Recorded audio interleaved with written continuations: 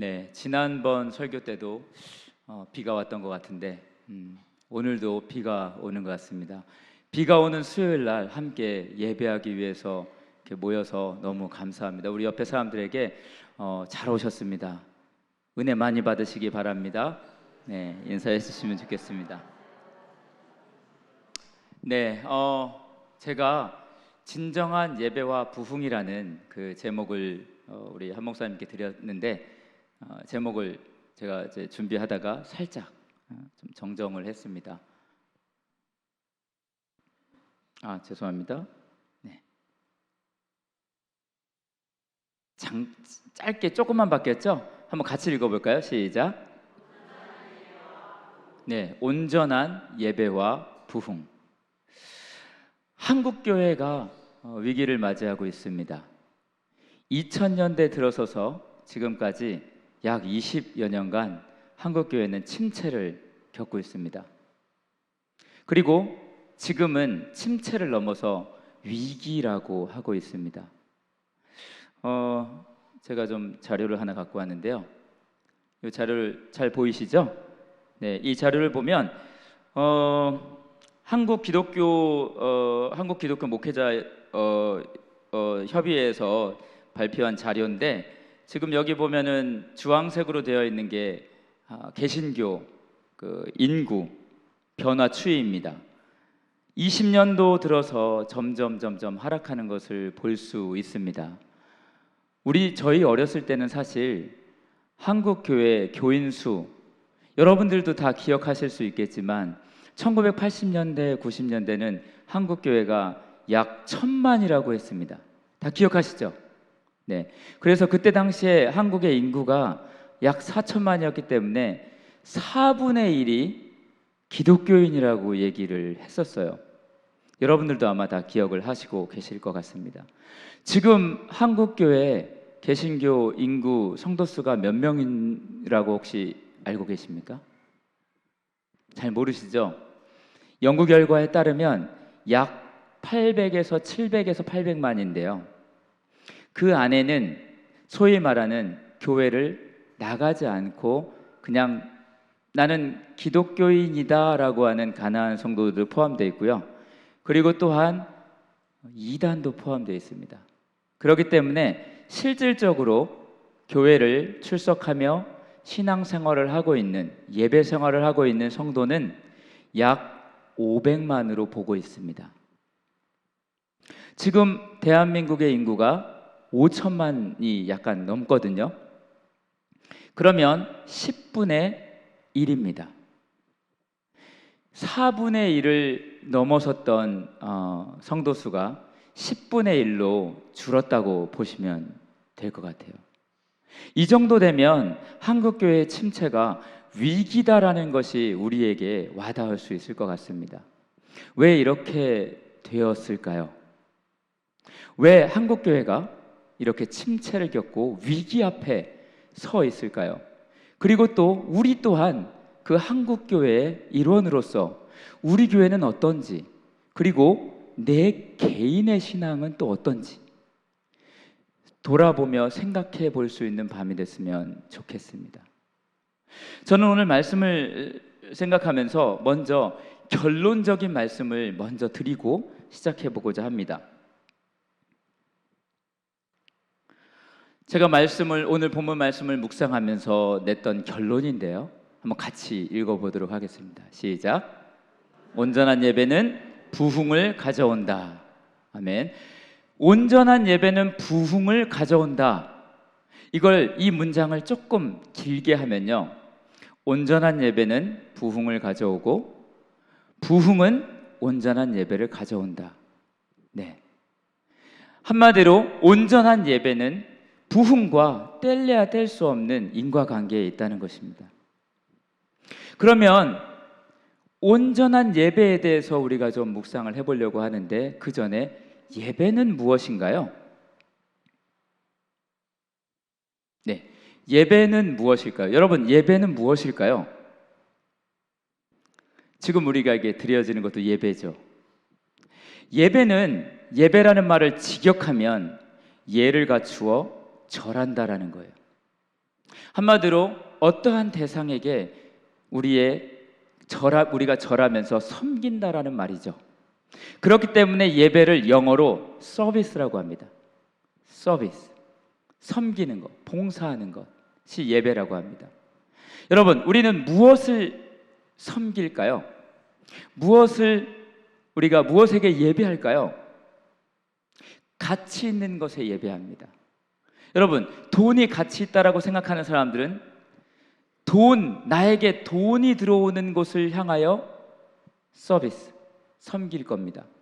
내게 명예가 중요하다고 생각한다면 나에게 명예를 주는 어떠한 대상을 향하여 섬김을 줄 것입니다. 나의 시간도 투자하고 나의 노력도 투자하고 그런 것들을 줄 거예요. 그렇기 때문에 또 영어로 다른 말로 예배를 워십이라고 합니다. 가치 있게 여긴다라는 거예요. 그래서 예배는 가치 있게 생각하는 것을 섬기는 것이 예배입니다. 오늘 이 밤에 날씨도 안 좋고 시간도 사실 집에서 쉴 수도 있고 그런 시간을 가질 수 있는데 이 시간 여기에 나와서 예배하는 여러분들은 시간이 남아 돌아서 온 게 아닙니다. 이것이 가치 있다라고 생각했기 때문에 여기에 왔고 나의 주님이 가치 있다라고 여겼기 때문에 그분을 섬기러 예배하러 이곳에 온 것입니다. 동의하십니까? 네, 그렇습니다. 그럼 예배라는 이 정의를 가지고 오늘 본문 말씀을 좀 살펴보겠습니다. 42절입니다. 같이 한번 읽을까요? 시작. 그들이 사도의 가르침을 받아 서로 교제하고 떡을 떼며 오로지 기도하기를 힘쓰니라. 네. 온전한 예배의 시작은 바른 가르침으로부터 시작됩니다. 사도들의 가르침을 받은 초대교회는 온전한 예배를 드리게 됐고 그 온전한 예배는 교회를 건강하게 성장시켰습니다. 사도의 가르침은 무엇일까요? 그리고 그 가르침은 왜 중요할까요? 먼저 로마서 10장 17절 말씀입니다. 그러므로 믿음은 들음에서 나며 들음은 그리스도의 말씀으로 말미암느니라. 왜 듣는 것, 중요한 것이 왜 말씀을 듣는 것이 중요할까요? 믿음이 거기서 시작되기 때문입니다. 그리고 그것이 우리를 예배케 하는 것입니다. 그럼 사도들이 가르쳤던 말씀은 어떤 가르침이었을까요? 어떤 말씀이었을까요? 그것은 바로 예수님의 말씀입니다. 한 율법사, 바리새인 중에 율법사가 예수님께 나와 질문을 합니다. 마태복음 22장 36절로 40절 말씀인데요. 우리 같이 한번 교독을 해보겠습니다. 제가 먼저 읽을게요. 선생님, 율법 중에서 어느 계명이 크니까?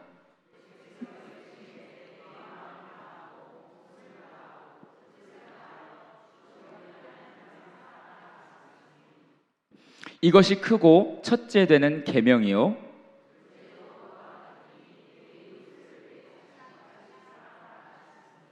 이 두 계명이 온 율법과 선지자의 강령이니라. 아멘. 예수님의 핵심적인 가르침을 꼽는다면 바로 이 말씀입니다. 아주 간략하게 요약하자면 하나님을 사랑하는 것과 이웃을 사랑하는 것입니다. 이 가르침을 사도들은 초대교회 성도들에게 이 가르침을 핵심으로 해서 가르쳤을 것입니다. 이 말은 무엇이냐면 예배는 하나님을 섬기는 것은 하나님을 사랑하여 섬기는 것과 이웃을 사랑하여 섬기는 것, 이것이 바로 예배입니다. 하나님을 사랑해서 힘을 다하여 마음을 다하여 뜻을 다하여 섬기는 것은 우리 모두가 동의합니다.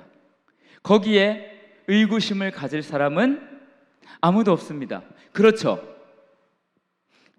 그렇죠.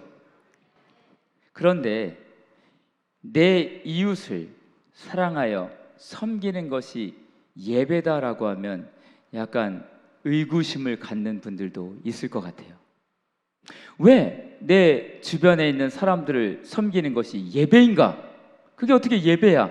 그냥 사랑의 실천이지 라고 생각할 수도 있습니다. 그래서 좀 중요하기 때문에 좀 길지만 이 말씀을 갖고 왔는데요, 좀 길지만 같이 한번 교독해 보도록 하겠습니다. 마태복음 25장 34절로 46절 말씀입니다. 제가 먼저 읽겠습니다. 그때에 임금이 그 오른편에 있는 자들에게 이르시되 내 아버지께 복을 받을 자들이여 나와 창세로부터 너희를 위하여 예비된 나라를 상속받으라.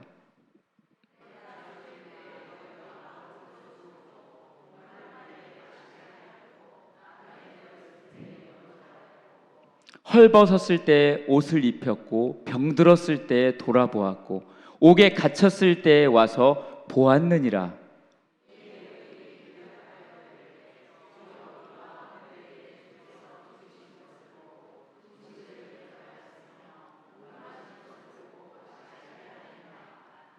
어느 때 나그네 되신 것을 보고 영접하였으며 헐벗으신 것을 보고 옷 입혔나이까.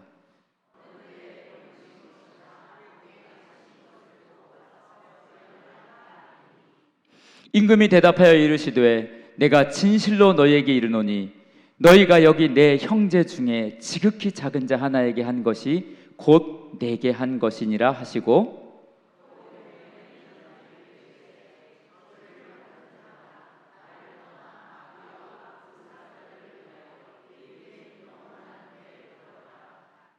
내가 줄일 때 너희가 먹을 것을 주지 아니하였고 목마를 때 마시게 하지 아니하였고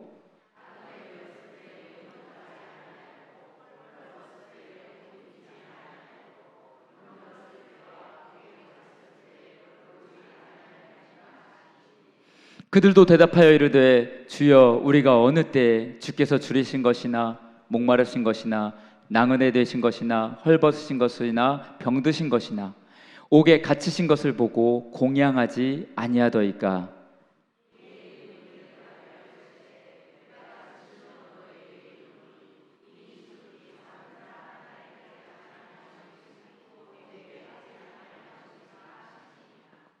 마지막으로 같이 한번 읽겠습니다. 시작.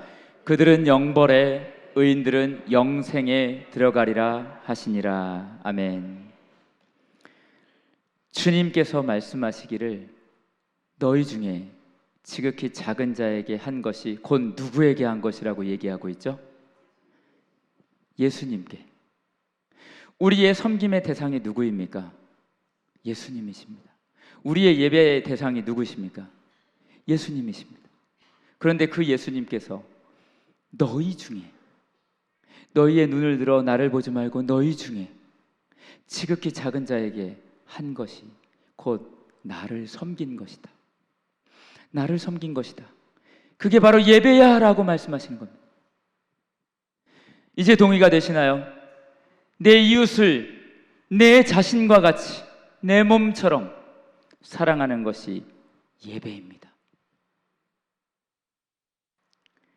그래서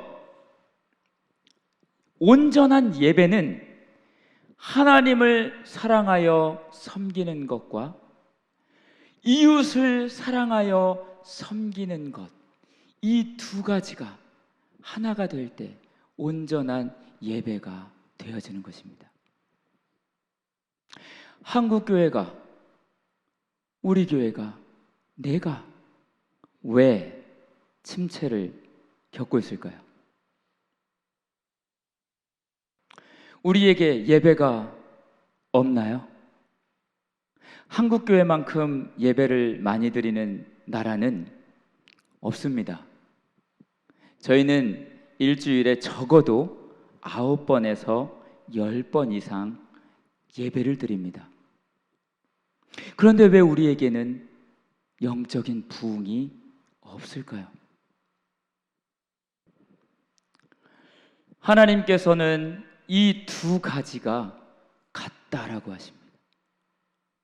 첫째는 하나님을 사랑하고 둘째는 조금 너희들끼리 사랑해라가 아니라 첫째와 같이 동일하게 이웃을 사랑하는 것이 주님께 드려지는 예배라고 말씀하고 계십니다.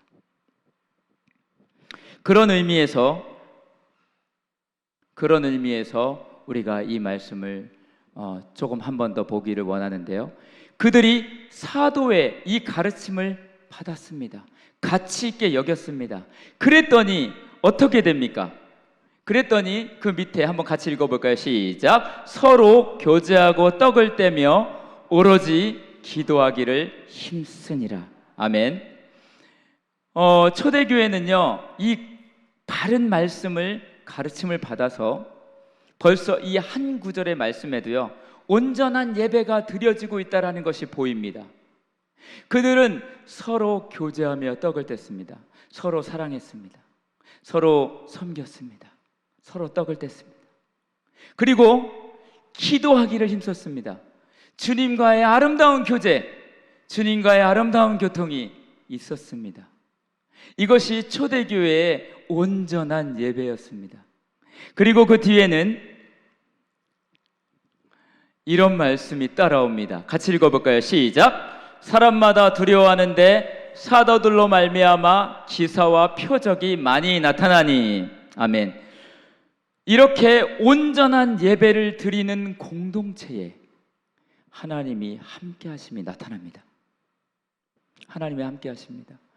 기사와 표적, 우리 앞에서 안진뱅이가 일어나고 눈 먼 자가 눈을 뜨고, 이것이 신기한 게 아니라 하나님이 함께 하신다는 것입니다.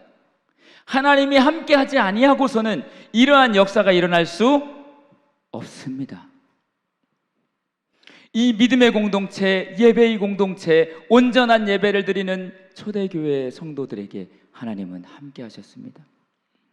그리고 그 뒤에 나타나는 말씀에 보니 이렇게 아주 구체적으로 그들이 어떻게 서로를 섬기는지, 어떻게 예배하는지가 나열되고 있습니다.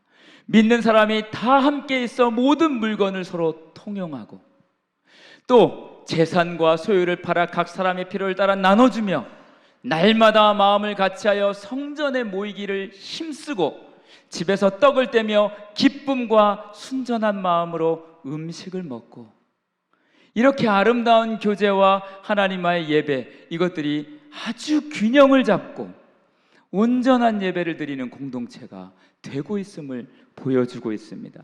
그리고 저는 이 말씀에 좀 더 집중을 하고 싶은데요, 같이 한번 읽어볼까요? 시작. 하나님을 찬미하며 또 온 백성에게 칭송을 받으니 주께서 구원받는 사람을 날마다 더하게 하시니라. 아멘. 하나님을 찬미하니 주께서 구원받는 사람을 날마다 더하게 하시니라 라고 해도 사실은 괜찮을 것 같은데, 왜 굳이 온 백성에게 칭송을 받으니라는 말씀이 기록되어 있을까요? 왜 이 말씀이 기록되어 있을까요? 매우 중요하기 때문입니다. 초대교회는 그들의 공동체 안에서 뜨거운 예배를 드리고 뜨겁게 사랑하고 교제로 끝나지 않았습니다. 그 뜨거운 사랑과 그 뜨거운 예배가 교회 문턱을 넘어섰어요. 그래서 온 백성에게 칭송을 받았습니다. 오늘날 한국 기독교는 어떻습니까? 한국 기독교 안에 아까 제가 말씀드렸듯이 예배가 없나요? 넘쳐납니다. 뜨거운 찬양이 없나요? 넘쳐납니다. 성도들끼리 서로 사랑하지 않나요? 사랑합니다. 그런데 온 백성은 어떻습니까? 우리 주변의 넌 크리스찬들, 한국에 살고 있는 넌 크리스찬들, 우리 한국 개신교를 바라보며 어떠한 평을 하고 있습니까? 칭송보다는, 칭찬보다는 비난을 하고 있습니다. 심지어는 개독교라고 하고 있습니다. 왜 우리가 이러한 이야기를 들어야 할까요? 초대교회 성도들은 그 뜨거운 사랑이 교회 문턱을 넘어 삶으로 연결되었습니다. 그들의 삶 속에서도 똑같이 예배했습니다. 똑같이 하나님을 사랑하고 똑같이 이웃을 사랑했어요. 그렇기 때문에 온 백성이 초대교회 성도들을 칭찬했던 겁니다. 만약에 초대교회 성도들이 그들의 공동체 안에서만 사랑하고 뜨겁게 예배했다면 온 백성이 초대교회 성도들을 칭찬했을까요? 아닙니다. 역사적인 문헌에도 나와 있습니다. 초대교회 성도들이 오히려 그들의 종교 행위를 인해서 넌 크리스찬들, 기독교인이 크리스찬이 아닌 사람들에게 오해를 샀던 일들이 많았습니다. 기독교인들은, 그리스도인들은 자기네들끼리 모여서 인육을 먹는데, 피를 마신데 야만인들이야, 이상한 집단이야 라는 비난을 받기도 했다고 합니다. 초대교회 성도들이 뜨겁게 예배하고 뜨겁게 사랑하는 것이 그리스도 밖에 있는 사람들에게 칭송거리가 될 수 없습니다. 그런데도 불구하고 그들이 칭송을 받았다라는 것은 그들의 사랑이 교회 문턱을 넘었다라는 것입니다. 그들의 삶 속에서도 여전히 넌 크리스찬에게도 동일한 사랑을 베풀었다는 것입니다. 동일하게 그들 앞에서도 정직했다는 것입니다. 동일하게 그들 앞에서도 성실했다는 것입니다. 그렇기 때문에 초대교회 성도들은 칭찬을 받았던 것입니다. 그런 결과 무엇으로 이어집니까? 주께서 구원받는 사람을 날마다 더하게 하시니라. 교회의 성장이 바로 이루어지는 것입니다. 그 뜨거운 부흥의 역사가 교회 성장으로 연결되는 것입니다. 온전한 예배가 드려질 때 주님은 교회를 건강하게 성장시키십니다. 이것은 목회 데이터 연구소에서 이제 조사한 데이터인데요. 어떤 거냐면 코로나19를 지나면서 귀하의 신앙이 침체되었나요? 아니면 좀 신앙이 깊어졌나요?를 조사한 것입니다. 지금 이 자료는 한국교회 자료입니다. 한국에 2020년 코로나가 시작된 해죠. 그때 보면 신앙이 좀 떨어졌다라고 생각하는 것이 약 한 6% 정도 되었는데, 그 다음에 21년은 코로나가 더 깊어지죠. 그랬더니 신앙이 더 떨어집니다. 한 30% 가까이. 그리고 38% 22년도에. 23년도에 조금 회복되다 싶으니까 조금 이제 신앙이 회복되어져서 다시 30% 정도로 이제 내려가는 것을 볼 수 있고요. 신앙이 깊어지는 것도 점점 떨어집니다. 코로나가 되면 될수록 점점 떨어져요. 그리고 이제 코로나가 회복되니까 신앙이 살짝 또 깊어지는 그런 모습을 보이고 있습니다. 그런데 전 세계 모든 기독교인들이 이러한 추세를 갖고 있었다면 다 이해가 될 텐데, 미국에서 조사한 결과 17개 나라의 기독교를 조사했는데 한국만 유일하게 이러한 통계가 나왔습니다. 한국만. 나머지 16개 국가들은 모두 동일하게 신앙심이 깊어졌다라고 이야기했다고 합니다. 통계 자료에 의하면. 유독 한국 교회는 왜 이렇게 코로나 기간을 지나면서 신앙심이 떨어졌을까요? 왜 신앙이 약해졌을까요? 이 데이터는 우리의 모습을 반영해 줍니다. 한국 교회 성도들이 교회라는 울타리 안에서의 예배 생활에 머물러 있다라는 느낌을 받게 됐습니다. 교회 안에서의 신앙생활. 그런데 교회가 문을 닫으니 예배가 사라지고 모이지 못하게 하니까 교회 문턱 밖을 나가면 예배가 없는 거예요. 신앙이 떨어지는 거예요. 믿음이 침체되는 거예요. 이게 바른 것일까요? 동일한 일들이 오늘 우리가 묵상한 초대교회에도 있었습니다. 초대교회가 부흥하고 성장하고 놀랍게 많은 성장했을 때 초대교회는 극심한 박해가 시작됐습니다. 주의 제자 야고보도 칼에 맞아 순교하고, 베드로도 옥에 갇히고, 요한도 옥에 갇히고, 성도들도 극심한 환난으로 들어가고, 그래서 더 이상은 예루살렘에 있다간 안 되겠다 해가지고 뿔뿔이 흩어졌습니다. 그랬다면 마치 코로나로 인해서 우리나라에 교회가 문을 닫고 예배가 없어지고 성도들이 교회에 모이지 못한 일과 동일한 일들이 그 당시에 일어난 것과 같은데 그들의 신앙이 침체됐을까요? 아닙니다. 그들은 흩어진 곳에서 동일하게 예배했습니다. 동일하게 하나님을 사랑하여 섬겼고 이웃을 사랑하여 섬겼습니다. 그랬더니 주님께서 그 흩어진 자들을 통해서 곳곳마다 교회를 세우게 하시고 곳곳마다 부흥의 역사를 주셨습니다. 오히려 흩어진 성도들이 가는 곳마다 주의 백성들이 일어나고 복음은 온 세계로 퍼지는 확산을 가져가게 되는 문을 열게 됐습니다.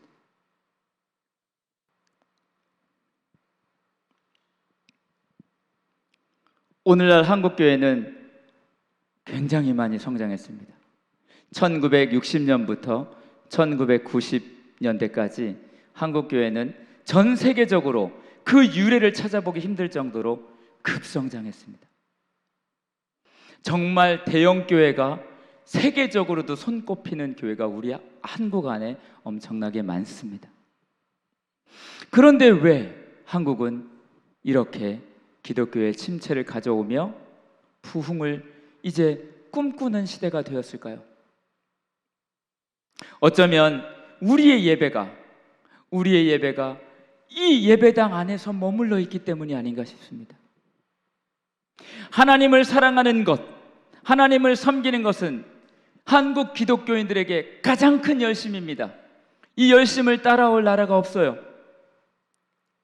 하지만 그것에 비해서 이웃을 사랑하고 내 삶의 영역을 품고 그 안에서 정직하며 성실하며 사랑하며 정말 섬겨주는 그 예배는 한국교회의 굉장한 아픔으로 남아있습니다.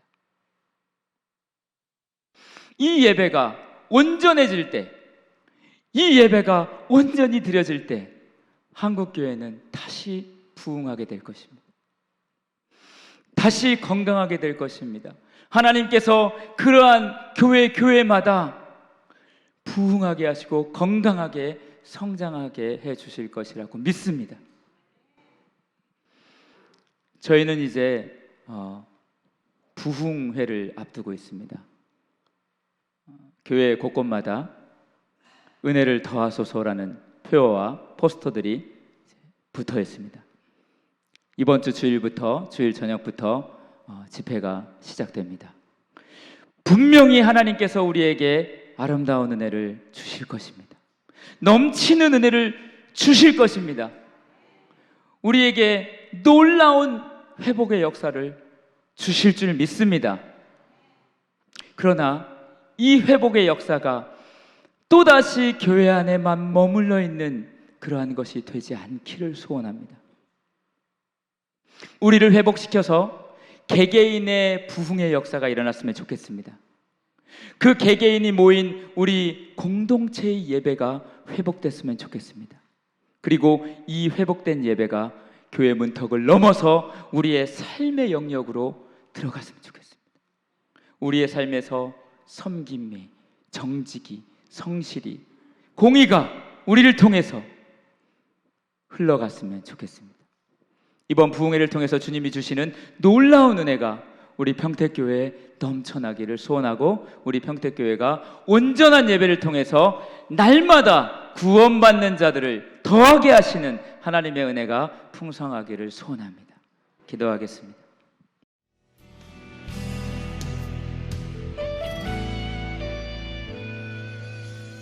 주님 말씀하시면 내가 나가리다. 주님 뜻이 아니면 내가 멈춰서리다. 나의 가고 서는 것 주님 뜻에 있으니 오 주님 나를 이끄소서. 주님 말씀하시면 내가 나가리다. 주님 뜻이 아니면 내가 멈춰서리다. 나의 가고 서는 것 주님 뜻에 있으니 오 주님 나를 이끄소서. 뜻하신 그곳에 나 있기 원합니다. 이끄시는 대로 순종하며 살리니 연약한 내 영혼 통하여 일하소서. 주님 나라와 그 뜻을 위하여 뜻하신 그곳에 나 있기 원합니다. 이끄시는 대로 순종하며 살리니 연약한 내 영혼 통하여 일하소서. 주님 나라와 그 뜻을 위하여 오 주님 나를 이끄소서.